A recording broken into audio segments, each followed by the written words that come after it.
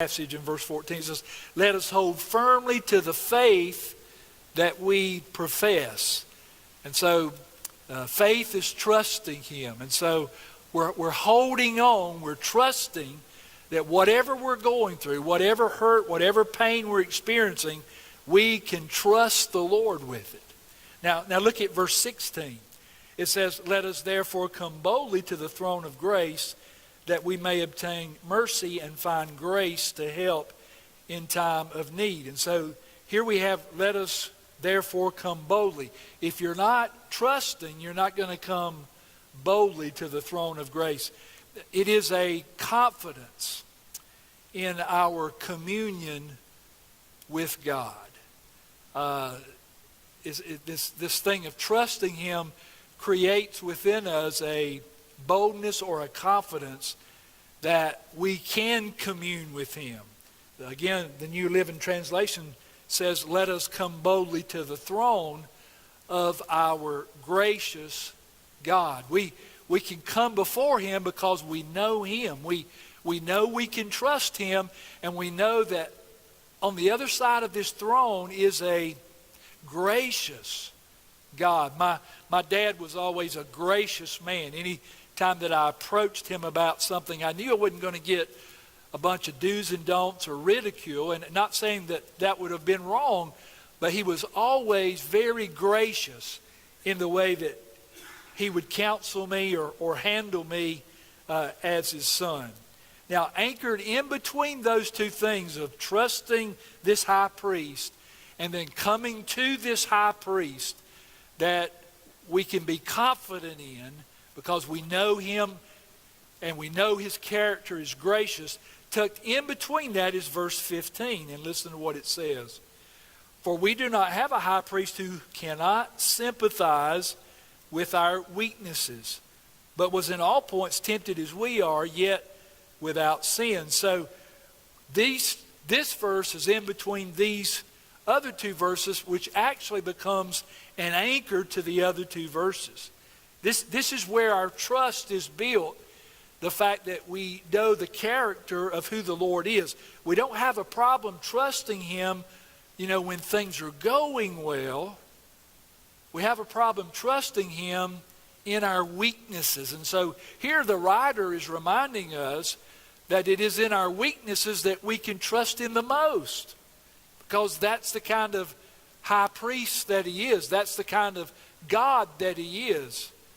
And so it's easy to believe Him when it seems we're under His blessings, and when we're healthy and when things are going good on the job, or the business is growing, or the church is growing, or we're being recognized and promoted in different ways in life. It's easy to say that I trust God then, but this verse is saying, and it's speaking to us about something else, and it's not when things are going well.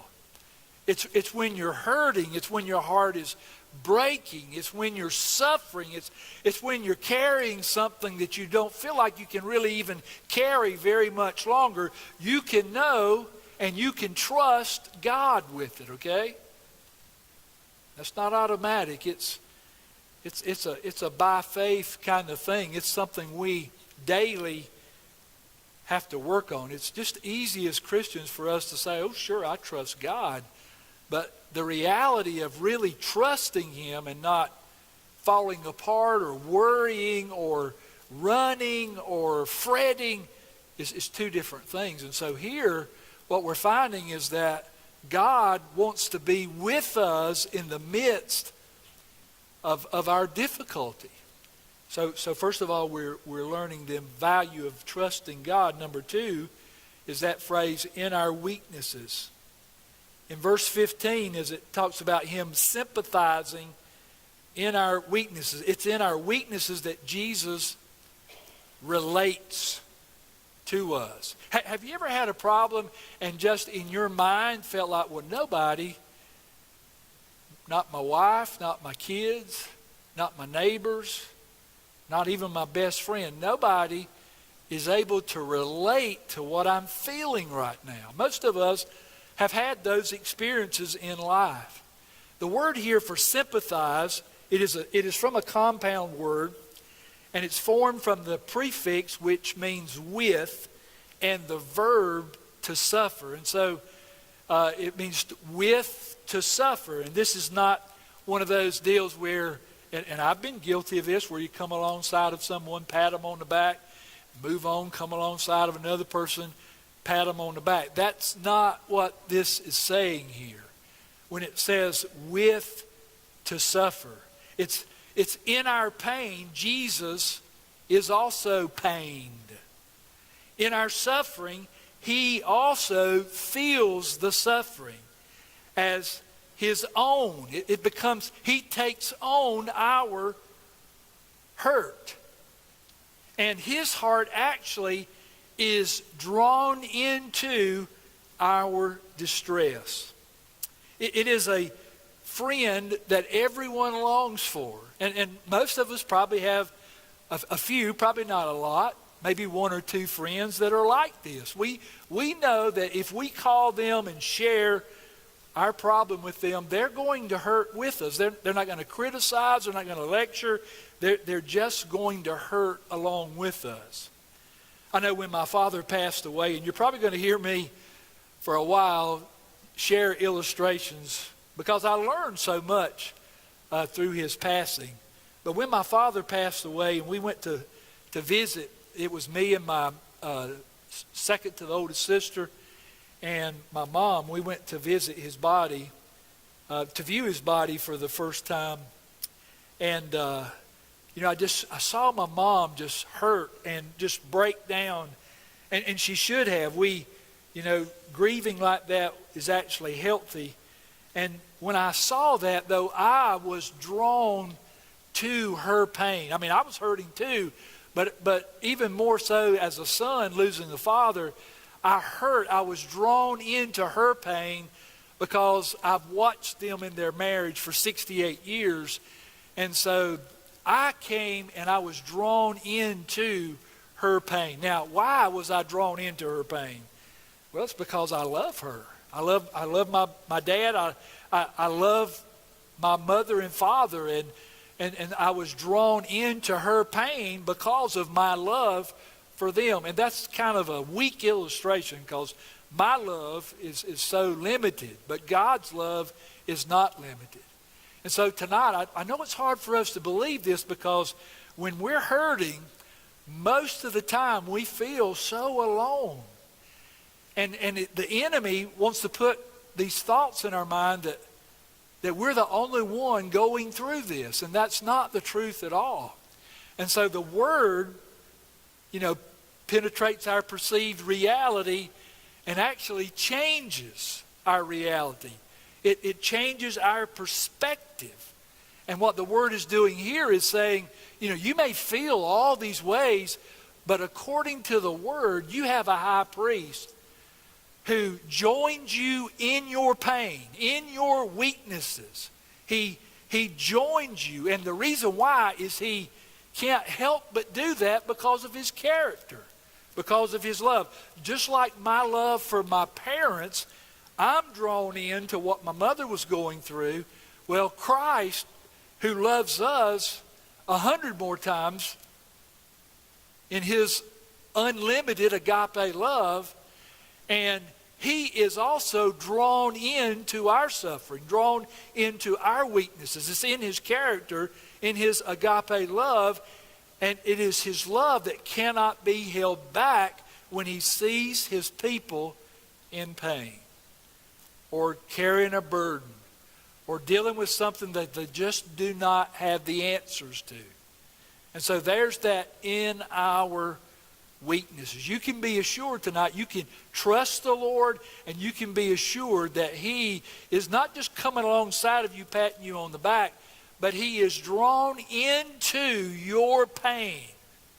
He wants to do something. See, I was drawn into my mother's pain, and I wanted to do something to help her, but I couldn't. But see, he's drawn into our pain, and he actually can do things to help us. That's why we come boldly to the throne of grace in our time of need.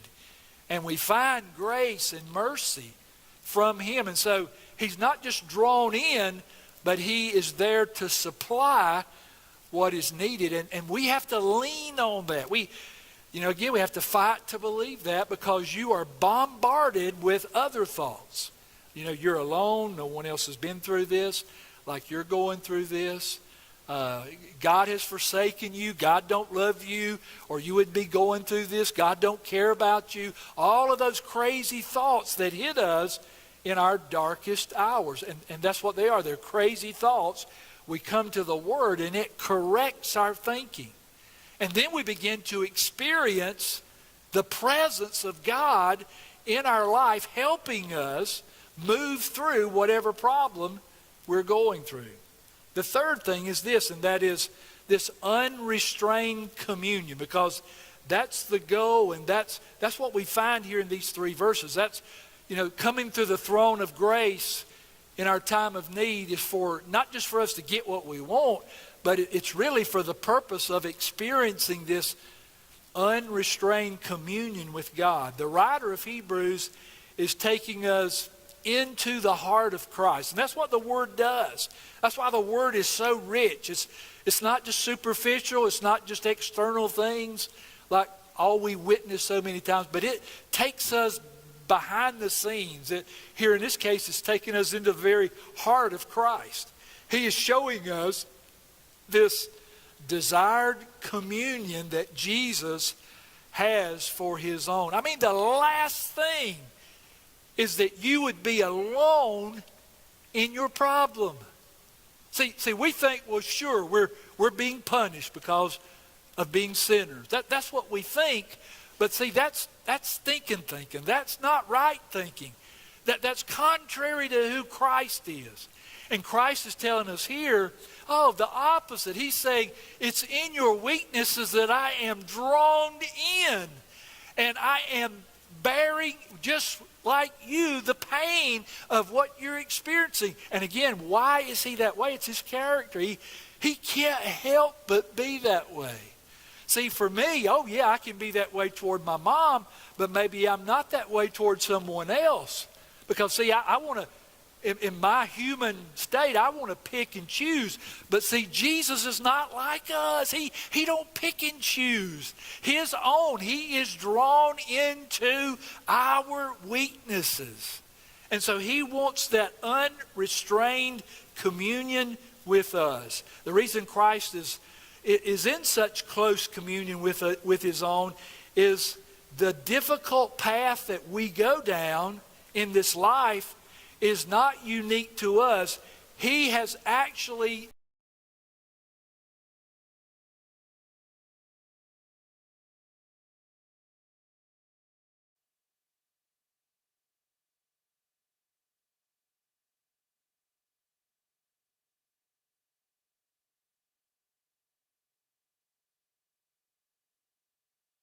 and I sit with this family today, and I'm telling you, I minister to them differently because of what I've been through. But see, before it wasn't that I didn't want to minister to them before. It's just I had never walked down that path.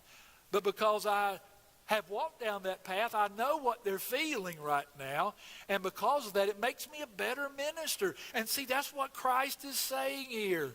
Listen, this path, this pain, this suffering, this weakness, this heartache that you're going through right now, you're not the only one that's ever experienced this.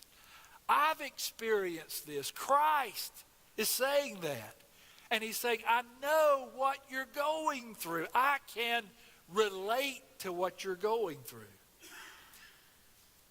You know, through the years, I watched this when Brother Jimmy was here, because I've battled a little bit of discouragement, but I've never had deep depression. But I would watch people in our church.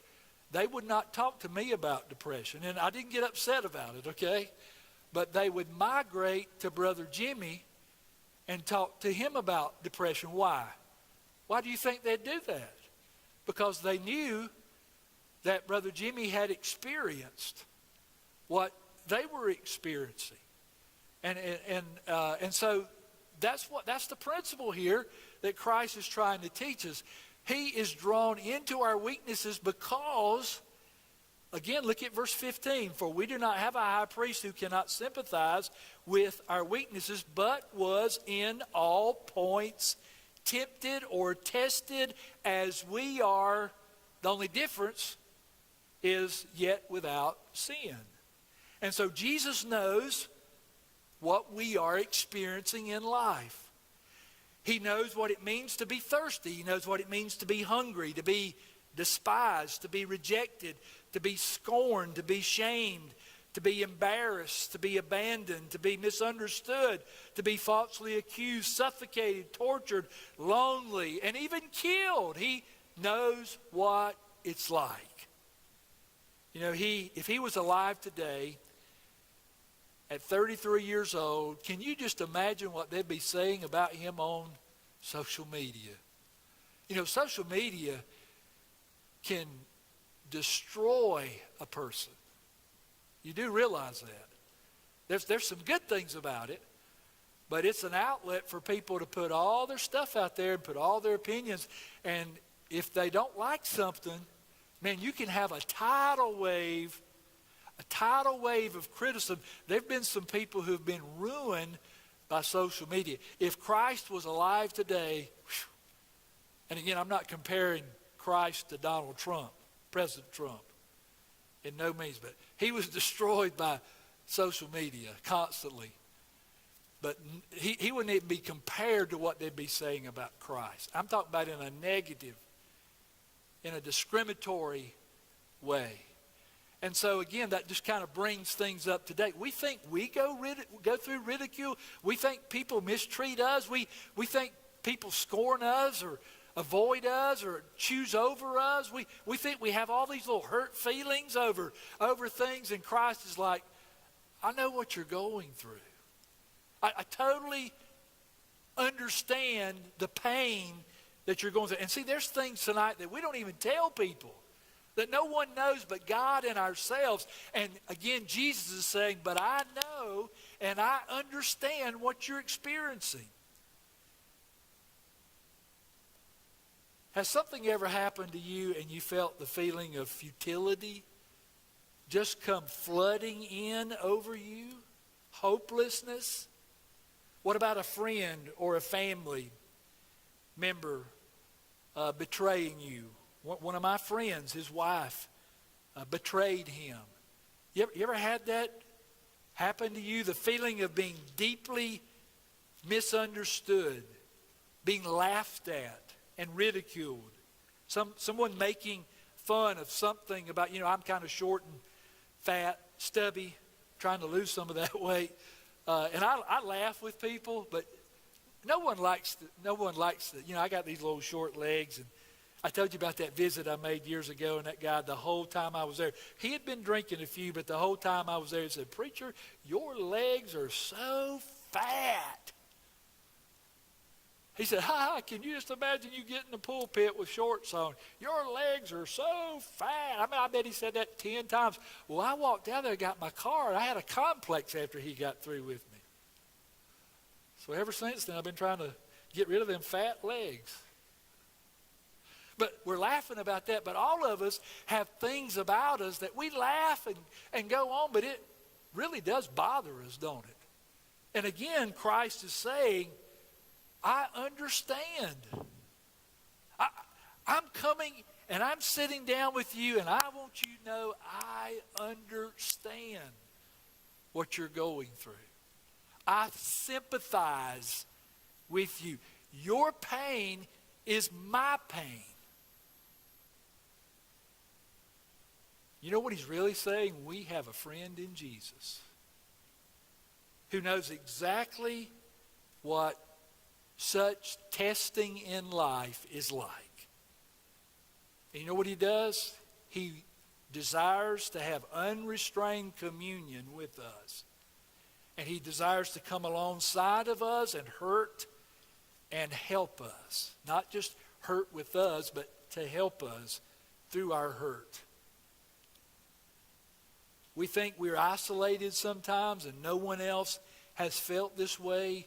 But see, the Bible corrects us and lets us know that we're not ever alone.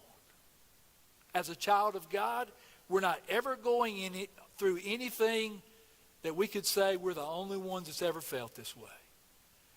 Christ comes as our friend. He knows what we're going through, but we're different from him. And that's, I'll close with this, but this is the icing on the cake. To have a friend to come alongside of me is great. But I've had times where I had 4 or 5 friends come alongside of me, but it wasn't enough. I needed something more than even that. I still was hurting and carrying that burden. I just didn't know how to get past it. So I needed more than that. And see, we got to understand that this high priest we're talking about, this Jesus we're talking about, is different because he endured the test of life and he endured it without sin. See, he endured without sinning, but we are constantly, everything we do is colored by sin. And it just gets old. We struggle with our thoughts, our attitudes, our actions, our speech, every day, our responses. How are we going to respond? Every day of our life, we are colored with sin. Everything we do is tainted by sin, but not Christ. And that's what makes him different. And so if you are in Christ, you have a friend who in your difficulty will never just cheer you on from heaven. That's not his desire. He is drawn to you in your difficulty, and nothing can hold him back. He can't help it. This is who he is. He hurts with you. And you are to know this. See, the enemy's going to do everything to cause you to doubt that, but you are to know this tonight. And not only you to know this, but you're to trust this. Somehow, I'm thinking about myself, somehow I've got to remember this. Because I need to be reminded of this over and over. For me, see, there are times that it's so surprising. Everything will be just fine and dandy, and just out of nowhere will I be hit with something that I can't bear. I just can't bear it. It's funny, when I was younger, I hardly ever had that feeling. But now that I'm, best way to put it, more mature. I've had a lot of experiences, and I know I've got more to have. But now things will just hit me out of the blue that I can't seem to carry anymore. And I've got to be reminded in those moments that I have one who knows. And he is perfect. Oh, he's the perfect counselor. He's the perfect friend. Out of everybody in the world, he's the one I need to come into my heart. I mean, he's already in my heart, but come into my pain. That's a better way of putting it. And sympathize and help me deal with what I'm carrying. And so tonight you can go get in your car knowing that you have someone. You really do. It's not just a song. You have a friend in Jesus. And he's the kind of friend you long for. He's the kind of friend that everybody wants. And I think most of us as Christians want to be that kind of friend for others. I don't think most of us tonight are satisfied with just coming along people who are hurting and just patting them on the back and say, I'll pray for you. I mean, I think about what Alice is going through right now, and I've texted her several times through this whole process. I want to hurt with Alice and Randall in what they're going through. These two families that's lost these loved ones through COVID, I want to hurt with them. So most of us, because of Christ, I'm sure it's the Holy Spirit within us, we're not just wanting to come along somebody, pat them on your back, go your merry way. That's not our heart. Our heart is to pain with them. But for us, we're so limited. I felt that way with my mother. Still do. Just so limited in helping her right now. But see, Christ is not. He has unrestrained communion with us. And then he's all-powerful God. And so he can supply the grace and the mercy that we need in our suffering or in our pain or in our hurting or whatever it is that's breaking your heart. He is enough for us. We just have to trust that and believe that. Not because it's some little phrase or a sermon that the preacher preached, but because of who Christ is as a person. Father, tonight, you've given us one of those golden nuggets that it's just easy to rush by. And it's one of those things we can know in our head, but not really experience it in our heart. And Lord, it's so easy when we're hurting like that to be just like the world, just to lash out and to murmur and complain and criticize and run and hide and do all the things that the world does, rather than just trust you and know that you are going to help us get through whatever we're going through. And so tonight, whoever, Lord, you have, whose heart that's ready to receive or needing to receive this word tonight, Lord, whether they're on Facebook or even in this building, Lord, I pray that you'll take and there'll be fruit from this word. And I pray this in Jesus' name.